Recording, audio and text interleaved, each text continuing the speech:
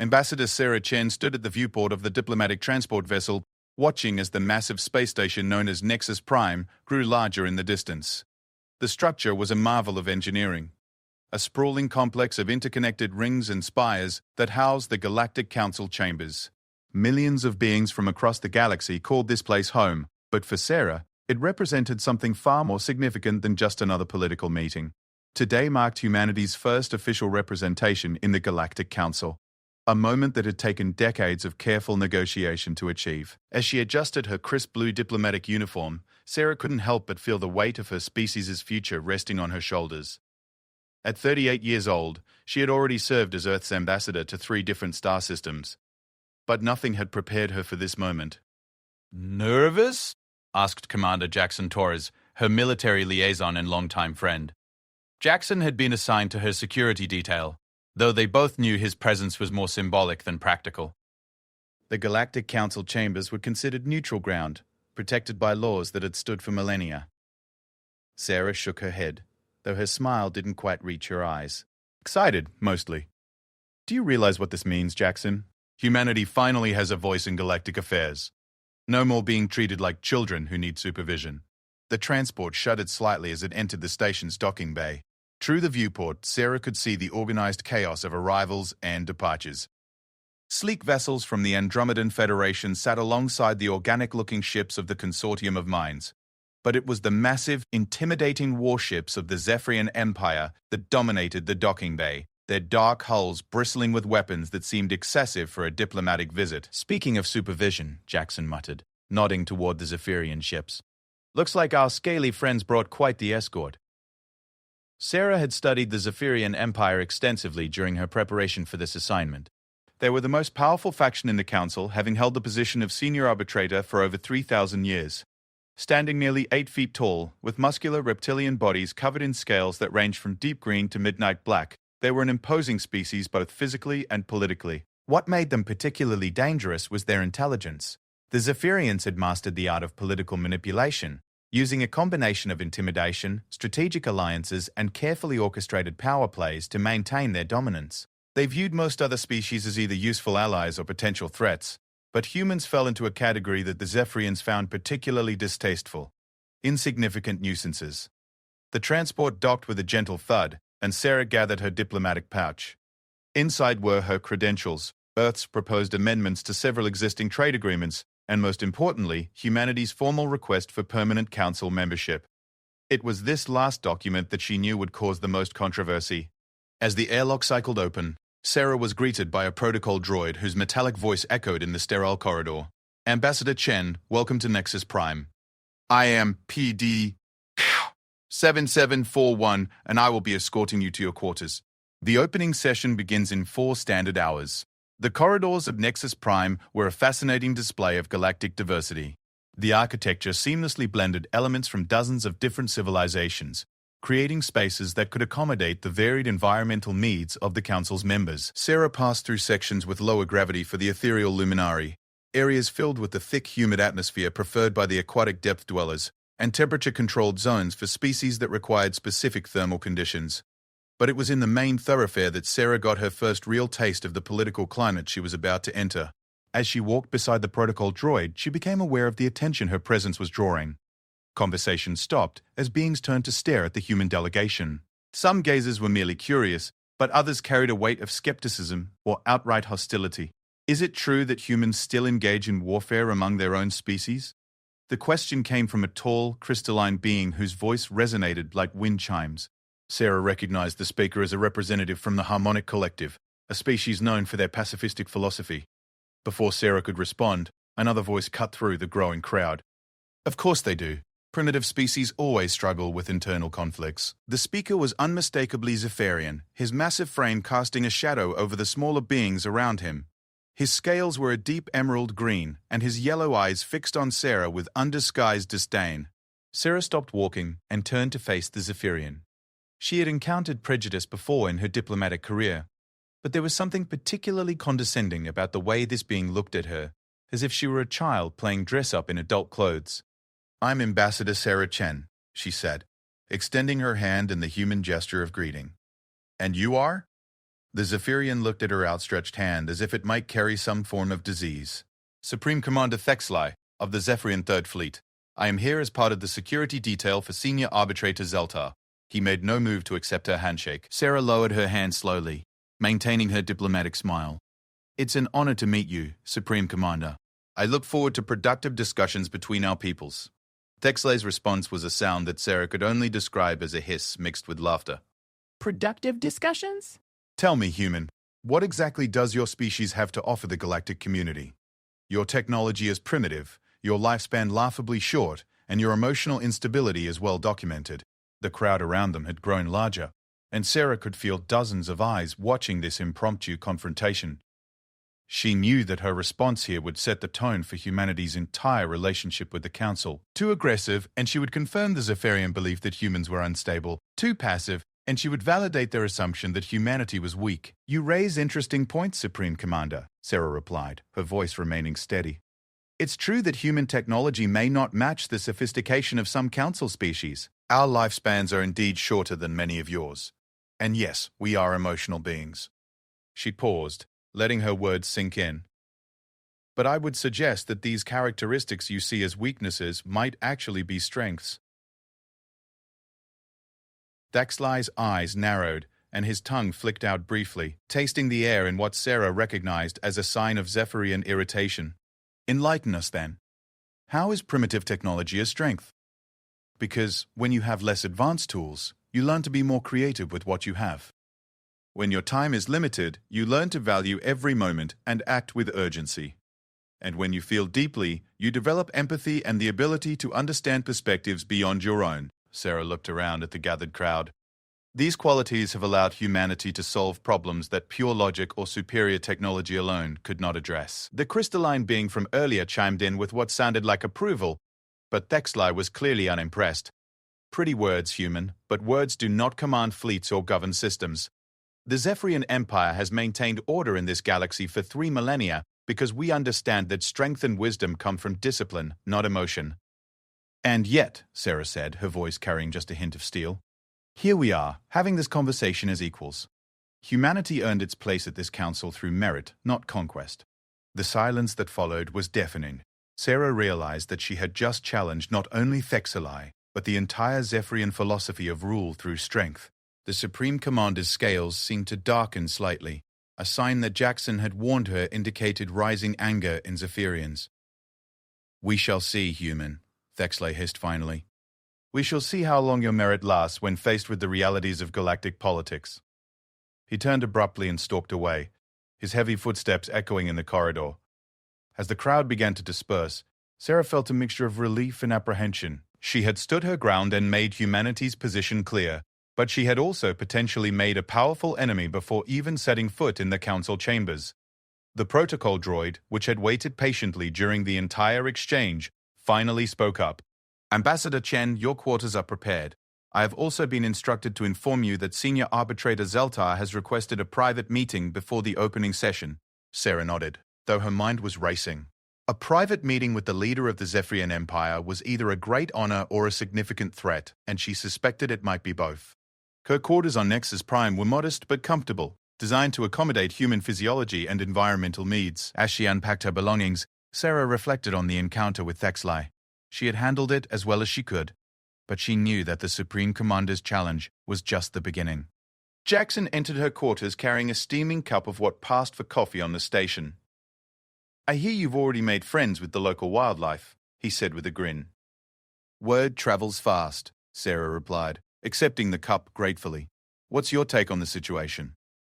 Jackson's expression grew more serious. I've been talking to some of the other security personnel. The Zephyrians have been very vocal about their opposition to humanity's council membership. They're calling it a dangerous precedent, giving representation to what they consider an immature species. And the other factions? Mixed reactions. The Andromedan Federation seems cautiously supportive. The Consortium of Minds is withholding judgment. Most of the smaller species are watching to see which way the wind blows. Jackson sat down across from her. The thing is, Sarah, this isn't just about humanity anymore. If you succeed here, it could encourage other emerging species to demand representation. The established powers don't like that idea. Sarah sipped her coffee and stared out the viewport at the stars beyond. Somewhere out there was Earth, a small blue world that had somehow produced a species stubborn enough to demand a seat at the galactic table. The responsibility she felt was enormous, but it was also energizing. A soft chime indicated an incoming message. The holographic display showed an image of Senior Arbitrator Zeltar, the leader of the Zephyrian Empire. Even in a two-dimensional projection, his presence was intimidating. His scales were a deep, iridescent black that seemed to absorb light, and his eyes held the cold intelligence of a predator. Ambassador Chen, his voice carried a subtle hiss that made the translator work over time. I trust your arrival was without incident. I would like to meet with you before the opening session. My office? 1 hour. The transmission ended without waiting for a response, which Sarah supposed was typical of someone accustomed to having his requests treated as commands. Well, Jackson said, that should be interesting. Sarah stood and smoothed her uniform. Indeed it will be. Time to see what the senior lizard has to say. 1 hour later, Sarah found herself standing outside the most impressive office she had ever seen. Zeltar's chamber was enormous, with walls that seemed to be made of polished obsidian and a ceiling that displayed a real-time view of the galaxy. The senior arbitrator sat behind a desk carved from what appeared to be a single piece of dark crystal, his massive form making even the oversized furniture look small. Ambassador Chen? Zeltar said without looking up from the documents on his desk. Please, sit. Sarah took the offered chair, noting that it had been adjusted to human proportions. The gesture could be seen as either courtesy or a subtle reminder of humanity's smaller stature. Zeltar finally raised his head, and Sarah found herself looking into the eyes that held the accumulated wisdom and cynicism of centuries. Tell me, Ambassador, what do you know of the history of this council? The question seemed like a test, so Sarah answered carefully. The Galactic Council was formed approximately 5,000 years ago as a forum for resolving disputes between spacefaring civilizations. It has evolved from a simple mediation body into the primary governing institution for interstellar relations. A textbook answer, Zeltar said with what might have been amusement, but incomplete. The Council exists because someone must maintain order. Without authority, without hierarchy, there is only chaos. The Zephyrian Empire has provided that authority for 3 millennia because we understand the burden of leadership. Sarah sensed that this was the heart of whatever message Zeltar wanted to convey. Leadership is indeed a burden, Senior Arbitrator. But I would argue that true leadership serves those being led, rather than simply commanding them. Zeltar's eyes narrowed slightly. An idealistic view. Tell me, how many wars has your species fought in the last century? The question was clearly meant to highlight humanity's violent tendencies. 17 major conflicts, Sarah answered honestly. But in the same period, we've also eradicated several diseases, made breakthrough discoveries in physics and medicine, and established peaceful contact with 6 alien species. Violence and progress, Zeltar mused. An interesting combination. But violence, Ambassador, is ultimately what separates the rulers from the ruled. Your species may have achieved impressive technological advances, but can you maintain order? Can you make the hard decisions that leadership requires? Sarah leaned forward slightly. With respect, Senior Arbitrator, I think you're conflating leadership with dominance. True leadership inspires others to achieve their potential, rather than simply forcing compliance through fear. For a long moment, Zeltar said nothing. Then, to Sarah's surprise, he laughed. It was a sound like grinding stone, but unmistakably amused. Your naivety is almost refreshing, Ambassador. But naivety will not serve you well in the council chambers. Politics is war by other means, and war requires strength. Then we'll have to agree to disagree, Sarah said. Humanity has always believed that our greatest strength comes not from our ability to dominate others, but from our capacity to work together despite our differences. Zeltar stood, his massive frame casting a shadow across the desk. Tomorrow you will present humanity's case for permanent council membership. I wanted to meet with you first to make our position clear. The Zephyrian Empire will oppose your application.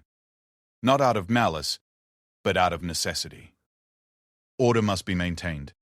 Sarah rose as well, though she had to crane her neck to meet his gaze. I understand your position, Senior Arbitrator. I hope you'll understand mine when I say that humanity will not be deterred by opposition, no matter how formidable. As she turned to leave, Zeltar's voice stopped her. Ambassador Chen.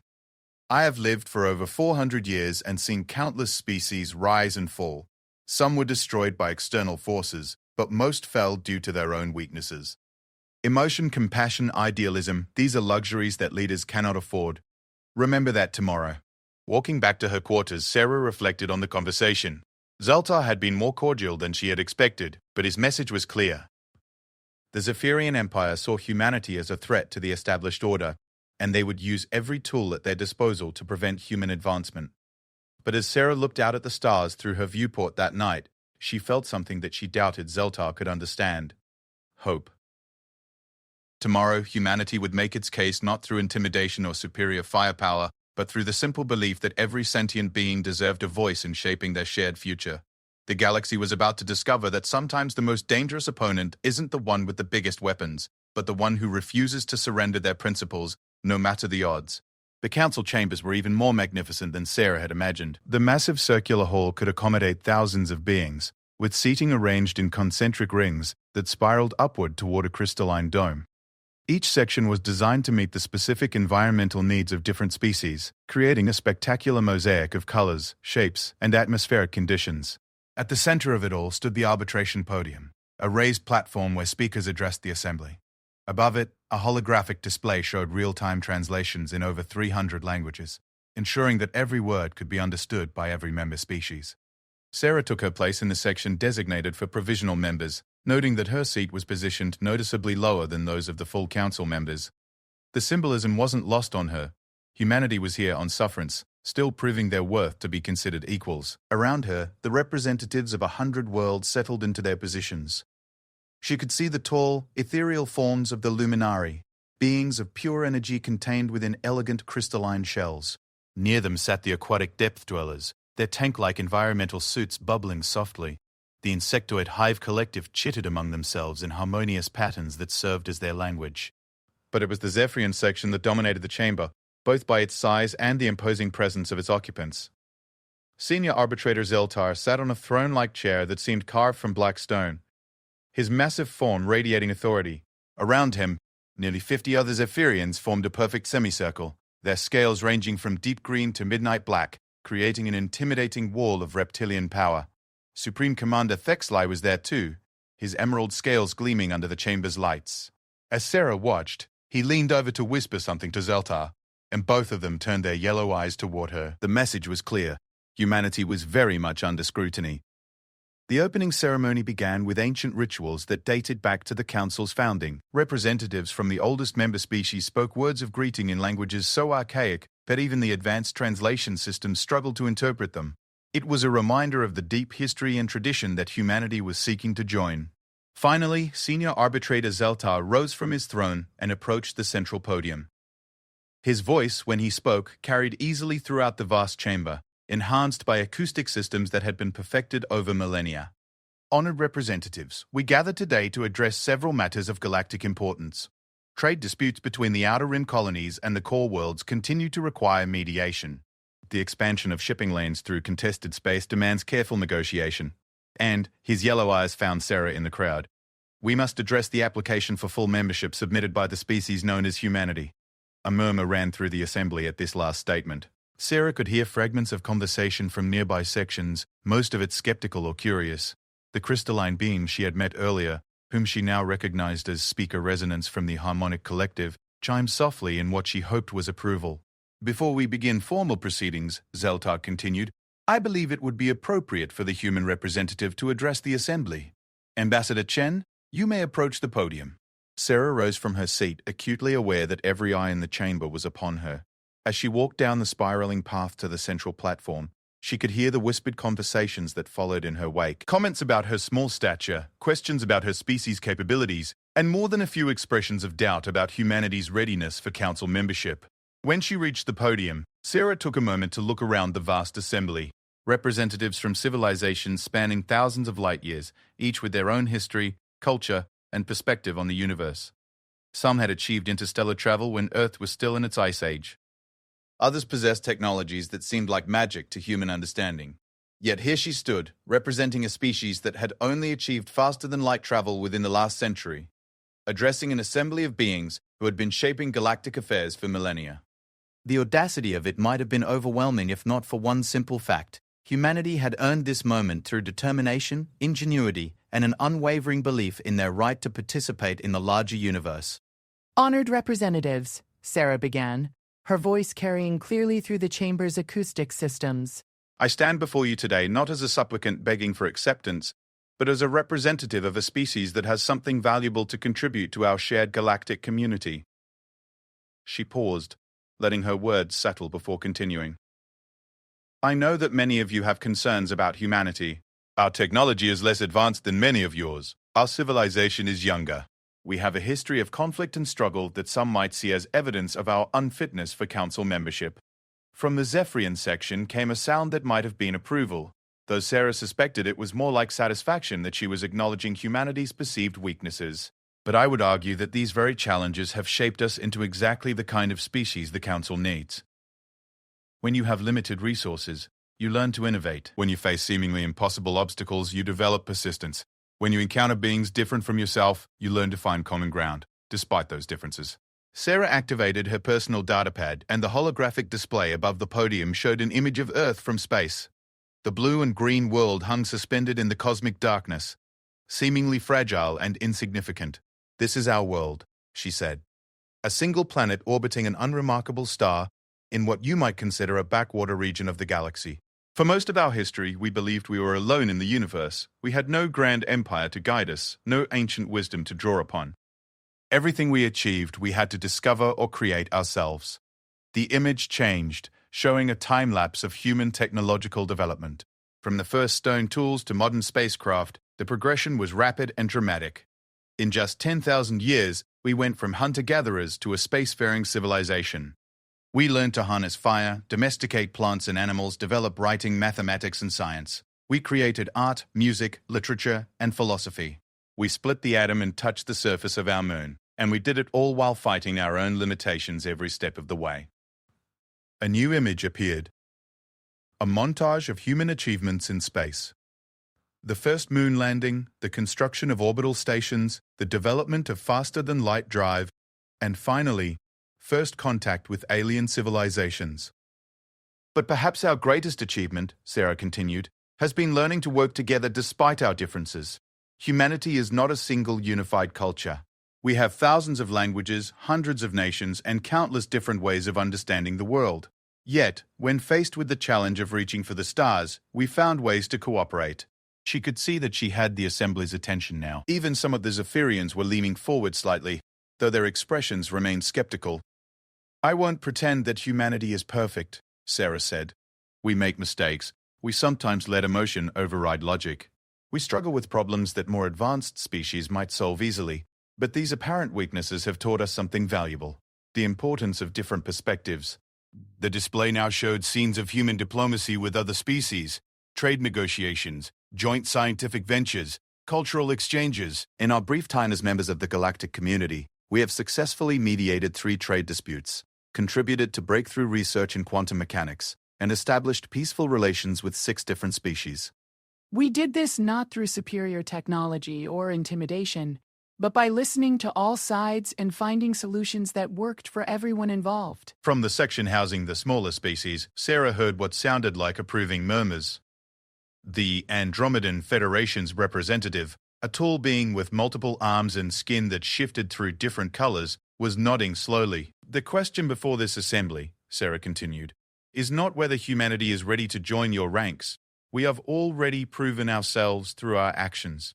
The question is whether the Council is ready to embrace the diversity of thought and approach that humanity represents.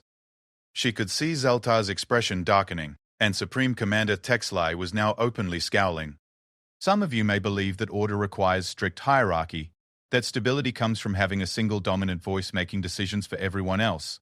But humanity has learned that true strength comes from unity and diversity, from bringing different perspectives together to find better solutions than any one group could achieve alone. Sarah deactivated her datapad and stepped closer to the edge of the podium. I ask you to consider this. What challenges face our galaxy today? Piracy in the outer systems? Climate degradation on industrial worlds? Trade imbalances that leave some species prospering while others struggle? She gestured toward the assembly.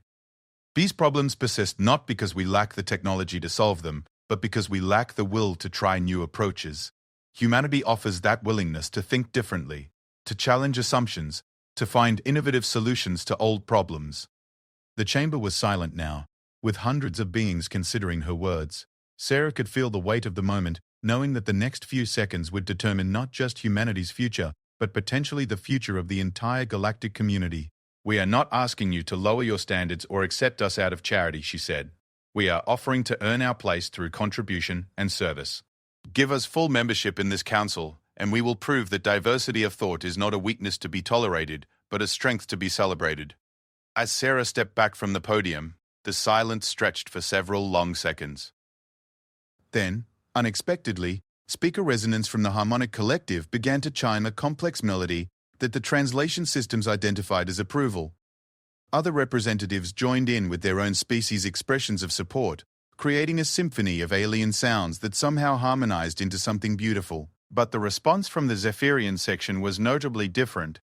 Zeltar rose slowly from his throne, his massive frame casting a shadow across the chamber floor.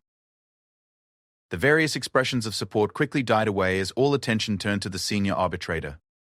"A stirring speech, Ambassador Chen," Zoltar said, his voice carrying easily through the chamber. "Full of noble sentiments and lofty ideals, but speeches are not governance, and good intentions are not policy." He descended from his section and approached the podium, his heavy footsteps echoing in the suddenly quiet chamber. As he drew closer, Sarah was reminded of just how physically imposing Zephyrians were. Even standing on the raised platform, she barely reached his shoulder height. "The honored ambassador speaks of diversity as strength," Zoltar continued. "But what she describes sounds more like chaos to me. How can effective decisions be made when every voice must be heard, every perspective considered? How can order be maintained when authority is constantly questioned and challenged?" Sarah felt a surge of anger at the dismissive tone, but she forced herself to remain calm. This was exactly the kind of challenge she had expected. The Zephyrian Empire has provided stability to this galaxy for 3,000 years, Zeltar went on. "We have prevented wars, maintained trade routes, and ensured that the strong do not simply devour the weak. This was accomplished not through committees and consensus building, but through clear hierarchy and decisive action." He turned to address the assembly directly. "Humanity asks us to embrace their way of thinking, but what evidence do we have that their approach works on a galactic scale? They speak of mediating trade disputes, but these were minor disagreements between species already allied with them.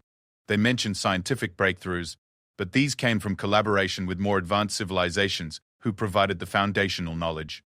Sarah could feel the mood in the chamber shifting as Zeltar's words hit home. Several representatives who had seemed supportive earlier were now looking uncertain. "Most telling of all," Zeltar continued, "humanity's own history is filled with conflict, war, and suffering caused by exactly the kind of factional thinking they now claim as a virtue. How many human wars were fought because different groups could not agree on a single approach? How many resources were wasted on competition rather than cooperation?" The senior arbitrator paused, allowing his words to sink in. "The Council faces serious challenges that require immediate, decisive action. We do not have the luxury of endless debate while pirates ravage shipping lanes or climate disasters threaten entire worlds. What we need is leadership, not another voice in an already crowded conversation." Sarah knew she had to respond, but protocol dictated that she wait for permission to speak. She could only watch as Zeltar continued his systematic dismantling of her arguments.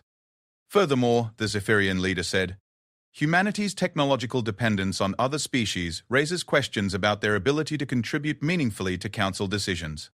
When you require assistance to maintain your own spacecraft and communication systems, how can you advise others on complex galactic policies?" That stung because it was partially true. Humanity had indeed received significant technological assistance from other species, particularly the Andromedan Federation. But Sarah knew the full story was more complex than Zeltar was presenting. "The Galactic Council has thrived under stable, experienced leadership," Zeltar concluded.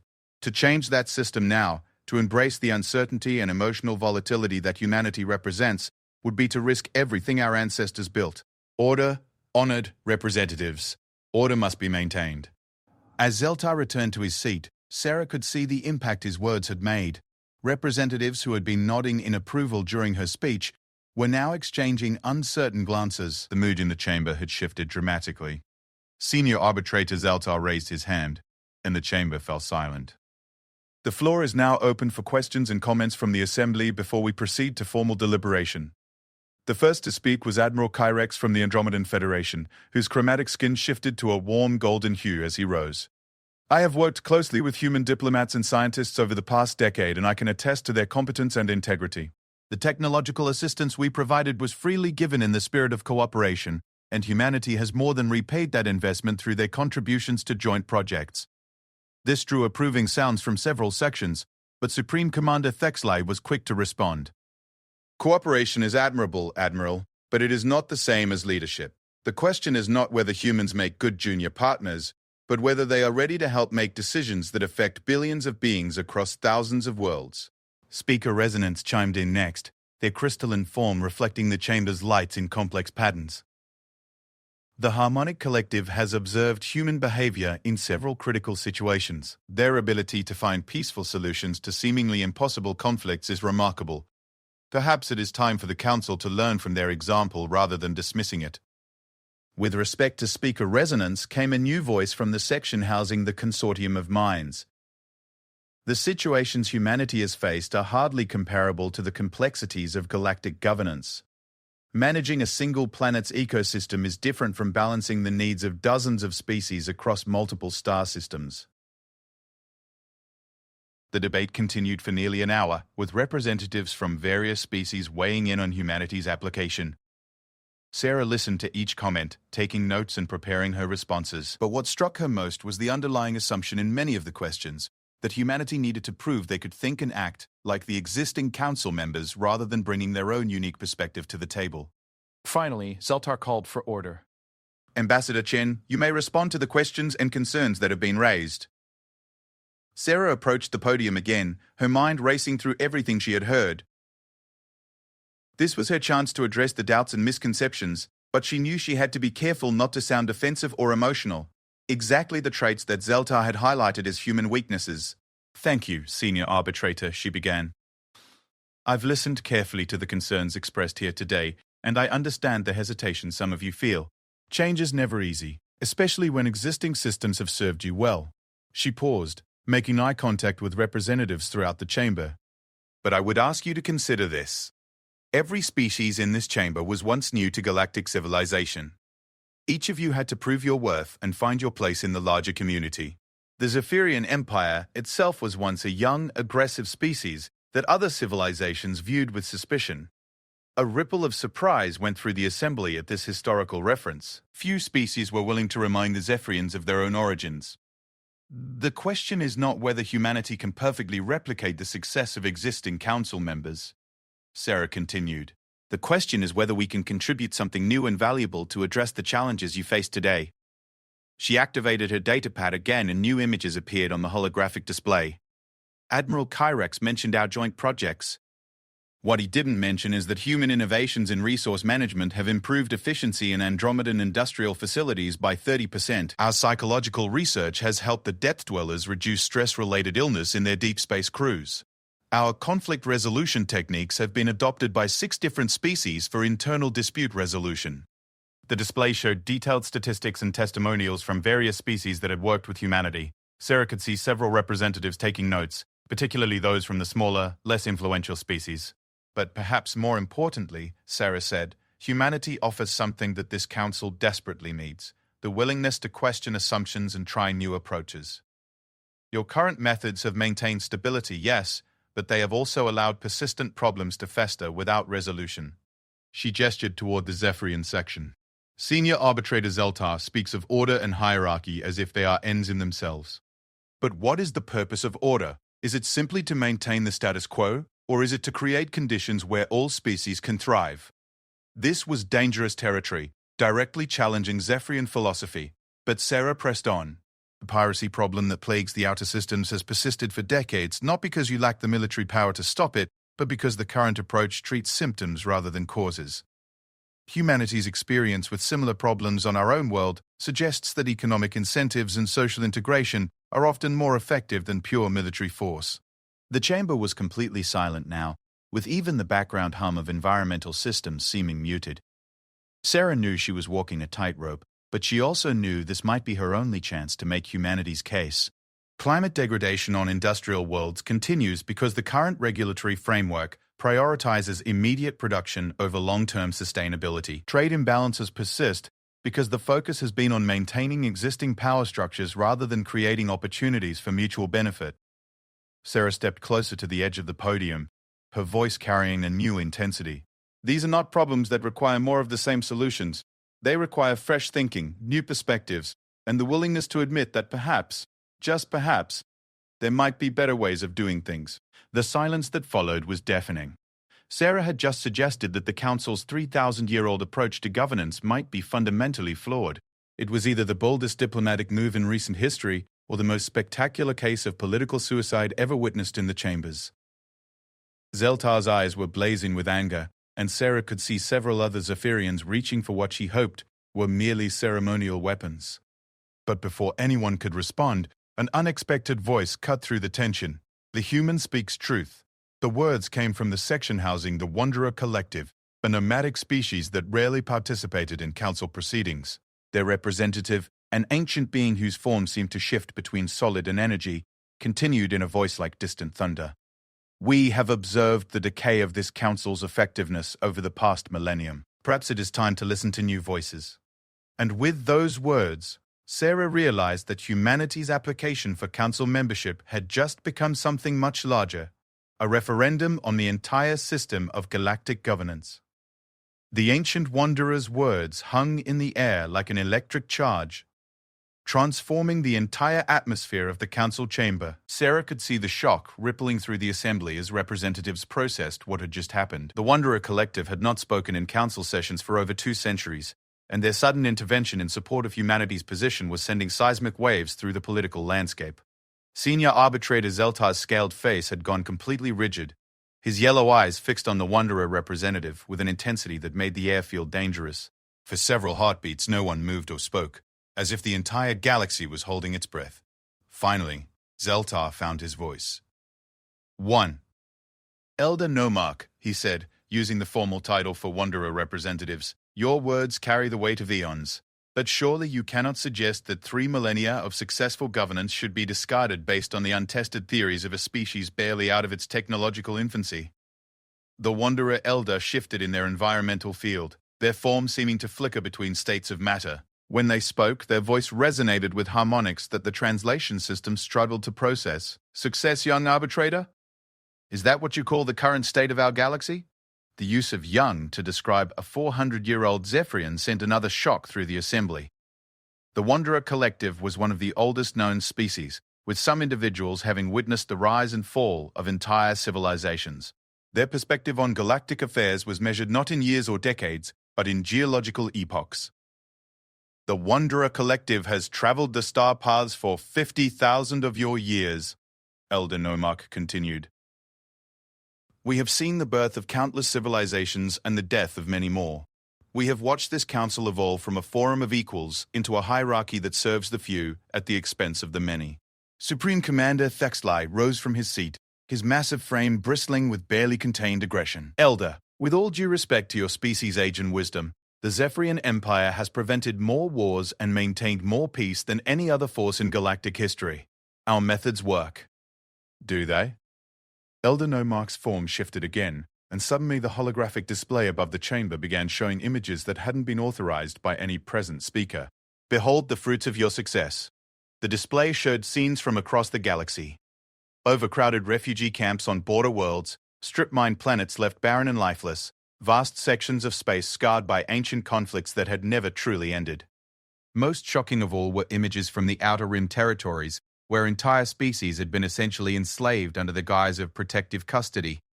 These are necessary sacrifices for the greater good, Zeltar said, but his voice lacked its usual conviction.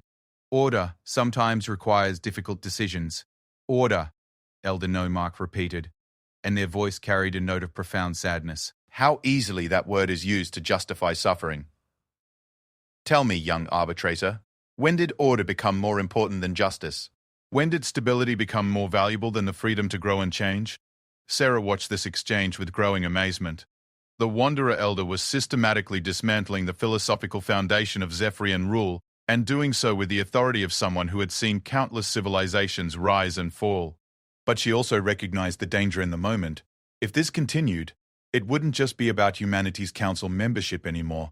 The very structure of galactic governance was being called into question, and that could lead to chaos far worse than any current problems. Elder Nomarch, Sarah interjected, stepping forward slightly on the podium. I appreciate your support more than I can express. But I want to be clear that humanity is not seeking to overthrow the existing order. We simply want the opportunity to contribute to making it better.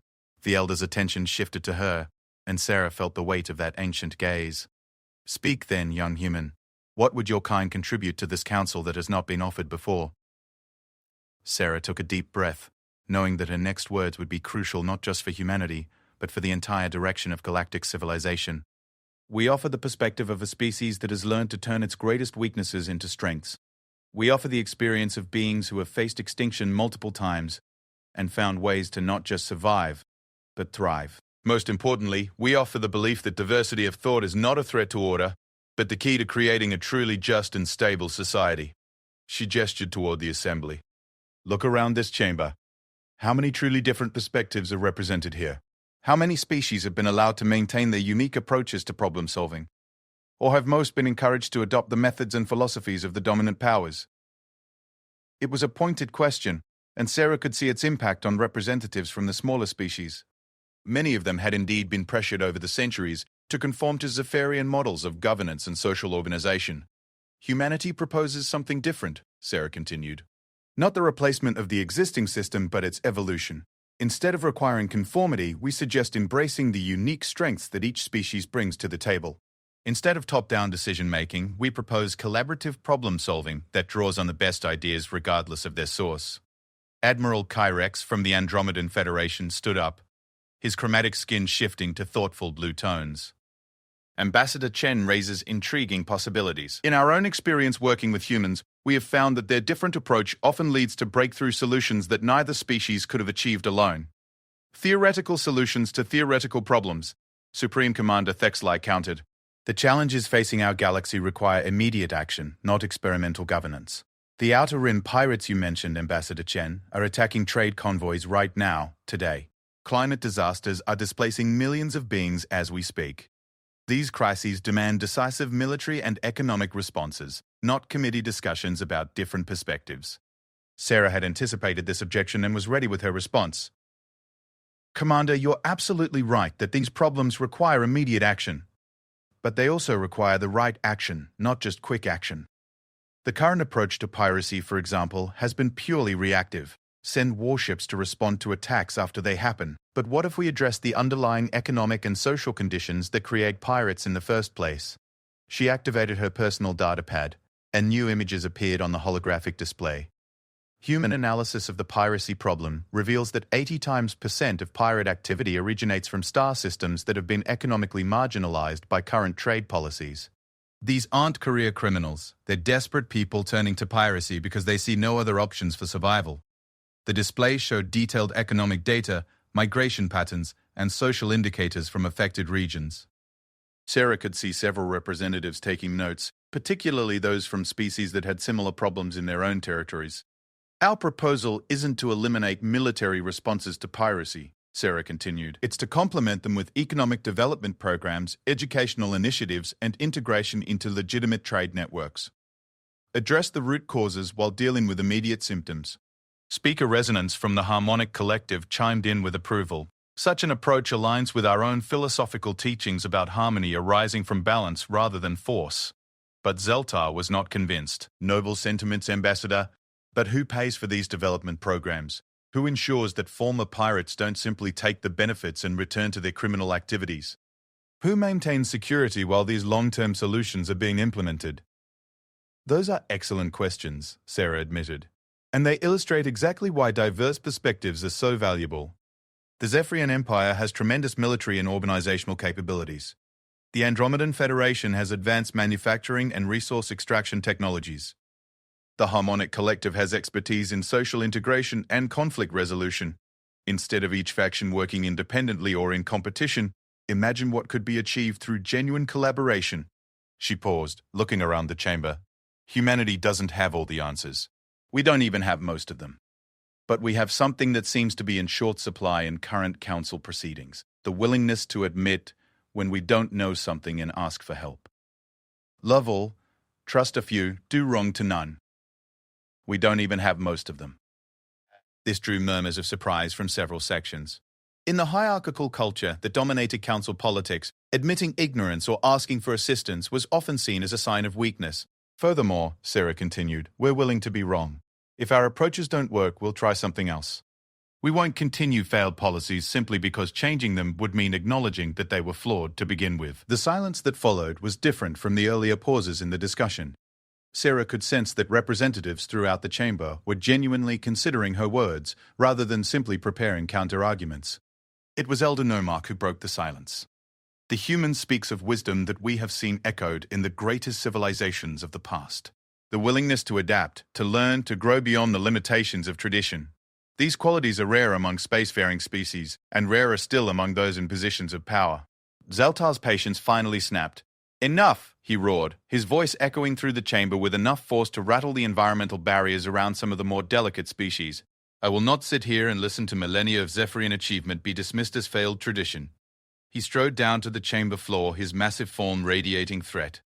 This council has maintained peace and order for 3,000 years under Zephyrian leadership. 3,000 years! Do you think that happened by accident? Do you believe that stability just magically appears when everyone sits around discussing their feelings? The senior arbitrator's voice dropped to a dangerous hiss. Order requires strength. Peace requires the willingness to use force when necessary. Leadership requires the courage to make difficult decisions that lesser beings cannot understand or stomach. These are not qualities that come from emotional volatility or collaborative discussion. They come from discipline, hierarchy, and the wisdom that comes with age and experience. Sarah felt the temperature in the chamber seem to drop several degrees. This was Zeltar unleashing the full force of his authority, reminding everyone present exactly who held the power in galactic affairs. Humanity speaks of diversity and cooperation, Zeltar continued, but where was this cooperation when their own species was slaughtering each other in countless wars? Where was their collaborative problem-solving during their various genocides and environmental disasters? They could not even manage the affairs of a single planet without nearly destroying it multiple times. The attack was personal and devastating, striking at humanity's darkest historical moments. Sarah could feel the mood in the chamber shifting back towards skepticism and doubt. You ask us to trust your judgment and methods, Zeltar said, his yellow eyes boring into Sarah's. But your own history proves that when faced with real crises, humans resort to the same violence and competition that you now claim to have transcended. What evidence do we have that you won't revert to these patterns when galactic pressures become truly severe?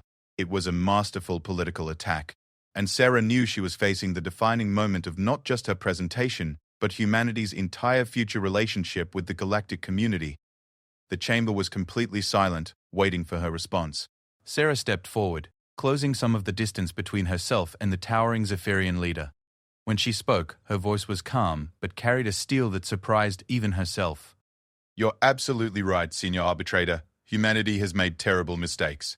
We have fought wars, committed atrocities, and nearly destroyed our own world through short-sightedness and greed. We have done all of these things, and we remember them. She paused, making sure her words carried to every corner of the chamber. But that's exactly why we're here, because we learned from those mistakes. Because we've seen what happens when fear and prejudice drive policy decisions. Because we know the cost of letting pride and tradition prevent necessary change. Sarah activated her datapad one final time, and the holographic display showed a simple image, Earth as seen from space, but not the pristine blue marble from her earlier presentation. This was Earth as it had been a century ago, scarred by pollution, warfare, and environmental destruction. This was our world when we achieved spaceflight, she said quietly. Dying oceans, poisoned air, billions of people struggling for basic survival. We had reached the stars, but we were losing our home. And you know what saved us? The display changed to show the same planet decades later. Restored oceans, green continents, cities powered by clean energy. Cooperation. The recognition that our diversity wasn't our weakness but our strength. The understanding that no single nation, no single culture, no single way of thinking had all the answers we needed. We survived because we learned to work together despite our differences, not by forcing everyone to think the same way. Sarah looked directly at Zeltar. You ask what evidence we have that humanity won't revert to old patterns under pressure. I give you this. Every major crisis in recent human history has been met not with the kind of authoritarian unity you advocate, but with increased cooperation and collaboration. When disease threatened our species, scientists from hundreds of nations worked together to find cures. When environmental collapse loomed, governments that had been enemies for centuries joined forces to address the crisis. When we encountered alien species for the first time, we chose communication and trade over conquest. The chamber was absolutely silent now, with every being present focused intently on the small human who was challenging the fundamental assumptions of galactic governance. The Zephyrian Empire offers order through strength, Sarah continued. And for 3,000 years, that approach has indeed maintained a form of stability. But it's the stability of stagnation, not growth. It's the peace of submission, not justice. And it's an order that serves some at the expense of many others. She gestured toward the assembled representatives. Look around this chamber, senior arbitrator. How many species here are truly equal partners in galactic governance? How many have real influence over policies that affect their worlds and their people? Or are most simply expected to follow the lead of their betters? The question hung in the air like a challenge, and Sarah could see its impact on representatives from the smaller, less powerful species. Many of them were nodding slightly, recognizing the truth in her words. Humanity offers something different, Sarah concluded. Not the chaos you fear, but the opportunity to build something better than what exists now. A system where different perspectives are valued rather than suppressed, where problems are solved through innovation rather than force, where order serves justice rather than replacing it. Elder Nomarch spoke into the silence that followed. The young human shows wisdom beyond her years. Perhaps it is time for this council to remember that true strength comes not from the ability to impose one's will, but from the courage to grow beyond one's limitations. But Zeltar was far from finished. Pretty words, he hissed, but governance is not philosophy. It is action. It is results. And the results of 3,000 years of Zephyrian leadership speak for themselves. He gestured around the chamber. Every species here enjoys the protection of our fleets, the stability of our trade networks, the security of our diplomatic frameworks. Would you throw all of that away for the uncertain promises of an untested species? Sarah could feel the moment balanced on a knife's edge. She had made her case as effectively as possible, but the choice now lay with the assembled representatives. Would they choose the familiar stability of Zephyrian rule, or would they risk everything on humanity's vision of collaborative governance? The answer came from an unexpected source. A small, insectoid being from the far corner of the chamber stood up, their chittering voice barely audible until the translation systems amplified it. I speak for the Minor Species Coalition, the being said, their compound eyes reflecting the chamber's lights. 73 species whose worlds are too small, too poor, or too weak to command respect in this council. For 3,000 years we have been grateful for Zephyrian protection. But protection is not the same as representation. Other small species representatives began to stand as well, creating a ripple of movement through sections of the chamber that rarely drew attention. The humans speak of cooperation and equal participation, the coalition speaker continued. Perhaps it is time to discover whether such ideals can exist in practice as well as theory. The Minor Species Coalition formally supports humanity's application for full council membership. And with those words, Sarah realized that humanity's challenge to the established order had found its first supporters among those who had the most to gain from genuine change. The support from the Minor Species Coalition sent shockwaves through the council chamber that were felt far beyond the immediate political implications. What had begun as a simple membership application had transformed into something much more significant, a potential revolution in galactic governance. Sarah watched as representatives from the major powers huddled in urgent consultation, while delegates from smaller species began to speak among themselves with an energy and hope she hadn't seen before. Senior Arbitrator Zeltar's scaled features had gone completely rigid, his yellow eyes moving from one section to another as he calculated the shifting political dynamics. For the first time since Sarah had met him, the Zephyrian leader looked genuinely uncertain about his ability to control the situation. Supreme Commander Fexlai leaned over to whisper urgently in Zeltar's ear, but the senior arbitrator waved him away with a sharp gesture. Instead, Zeltar activated his personal communication device, and Sarah could see similar activity throughout the Zephyrian section. Messages were being sent, undoubtedly, to fleets and commanders throughout the galaxy. Admiral Kyrex from the Andromedan Federation rose from his seat, his chromatic skin displaying rapid color changes that indicated intense thought. The Federation has worked closely with humanity for the past decade, and we have found them to be reliable partners and innovative problem solvers. However, we must consider the broader implications of the changes being proposed. His skin shifted to cautious orange as he continued. The current system, while imperfect, has provided stability across thousands of star systems. Any modifications to galactic governance must be implemented carefully to avoid unintended consequences that could destabilize entire regions. It was a diplomatic way of saying that while the Andromedans weren't opposed to change, they weren't ready to support revolutionary transformation either. Sarah recognized the position. It was the stance of a major power that wanted to avoid both stagnation and chaos. Speaker resonance from the harmonic collective chimed in next, their crystalline form catching and refracting the chamber's light in complex patterns. Harmony arises from the balance of different elements, not from the dominance of any single force. The harmonic collective believes that incorporating diverse perspectives into council governance would strengthen rather than weaken our collective decision-making capabilities. This drew approving sounds from several smaller species. But Sarah noticed that many of the major powers remained silent. The political calculation was becoming clear. The minor species wanted change because they had little to lose and much to gain. The major powers were hesitant because they risked losing their privileged positions. Elder Nomarch's ancient voice cut through the growing murmur of conversation. We have witnessed this pattern before, across countless civilizations in countless epochs. The moment when established powers must choose between adaptation and stagnation. Some choose wisely and evolve into greater forms of organization. Others cling to familiar methods until they collapse under the weight of their own rigidity. The Wanderer Elder's form shifted again, becoming more solid and imposing. The Zephyrian Empire faces such a choice now. They can embrace the changes that humanity represents and guide the evolution of galactic governance, or they can resist and risk being swept away by forces they cannot control. Zeltar's response was immediate and volcanic. Threats, Elder? From a species that contributes nothing but philosophical observations while others maintain the actual machinery of civilization, the Wanderer Collective may have age. But age without responsibility is merely accumulated irrelevance.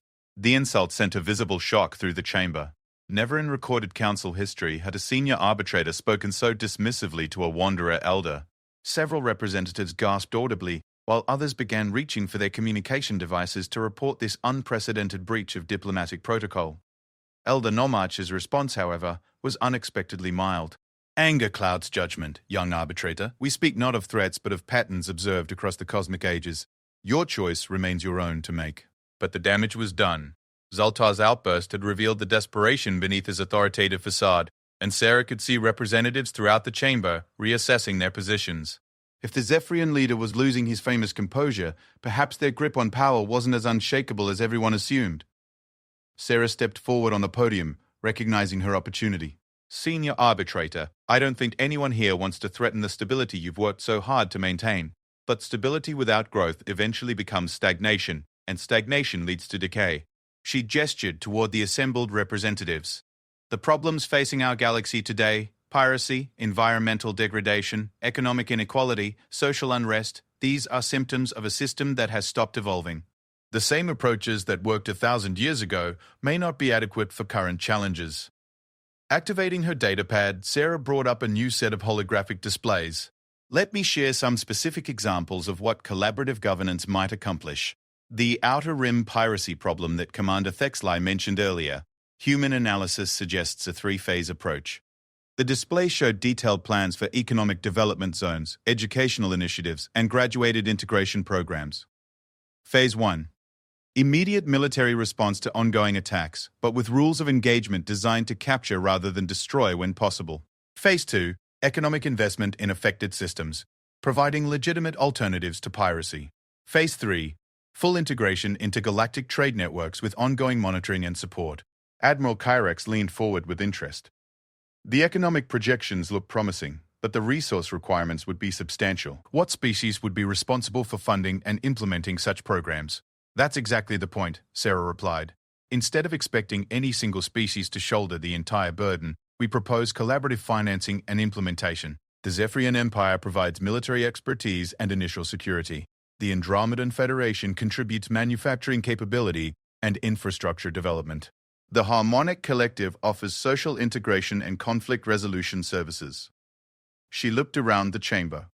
Every species contributes according to their strengths and capabilities. The costs are shared, but so are the benefits. And most importantly, the affected populations become partners in the solution rather than problems to be managed. The Minor Species Coalition representative stood again. Such an approach would also provide opportunities for smaller species to contribute meaningfully. Our worlds may not have vast fleets or manufacturing capabilities, but we have knowledge of local conditions, cultural insights, and diplomatic relationships that could be valuable. Supreme Commander Thexley could contain himself no longer. Enough of this fantasy, he roared, rising from his seat with enough force to make his environmental barrier shimmer. Do you honestly believe that pirates will simply abandon their lucrative activities because you offer them legitimate jobs? Do you think that economic incentives will somehow eliminate the violence and chaos that have plagued those regions for centuries? He strode down toward the chamber floor, his massive frame radiating aggression. War, Ambassador Chen, is not a failure of diplomacy. It is sometimes the only language that certain beings understand. The Outer Rim pirates prey on peaceful traders because they believe they can do so without consequences. The only thing that will stop them is the certain knowledge that piracy leads to swift and devastating retaliation. Sarah felt the familiar chill of facing Zephyrian intimidation, but she forced herself to remain calm. Commander, you're absolutely right that some individuals will continue criminal activities regardless of alternatives offered. But our analysis suggests that the vast majority of current pirates are economic refugees who turn to illegal activities out of desperation, not choice. The holographic display changed to show demographic data from pirate-controlled regions. 78% of identified pirates are from systems that have experienced economic collapse in the past 50 years. 64% have family members who died from preventable diseases or malnutrition. These aren't career criminals. They're people who see no other option for survival. She paused, letting the data sink in. Military force alone has been tried for centuries, and piracy continues to grow. Perhaps it's time to try addressing root causes instead of just symptoms. Root causes, Thexley spat. Always the same naive assumption that every problem can be solved through understanding and compassion. Tell me, Ambassador, what about the pirates who attack ships carrying medical supplies to disaster zones? What about those who sell captured beings into slavery? Are their actions also justified by economic desperation? The question was designed to force Sarah into either defending clearly indefensible actions or abandoning her position on collaborative solutions. It was a masterful rhetorical trap, and she could see representatives throughout the chamber waiting for her response. No, Sarah said firmly. Those actions are not justified under any circumstances. And individuals who commit such crimes should face appropriate consequences. But the existence of true criminals doesn't negate the value of addressing the conditions that create desperation in the first place. She stepped closer to Thexley, despite the intimidating difference in their sizes. The question isn't whether force is ever necessary, Commander. The question is whether it should be our first response or our last resort. The Zephyrian Supreme Commander's eyes narrowed to slits. And while you're trying every other option first, how many innocent beings die in pirate attacks? How many families are destroyed while you implement your social programs? Your compassion becomes cruelty to those who suffer while you pursue theoretical solutions. It was a powerful argument, and Sarah could see its impact on representatives throughout the chamber.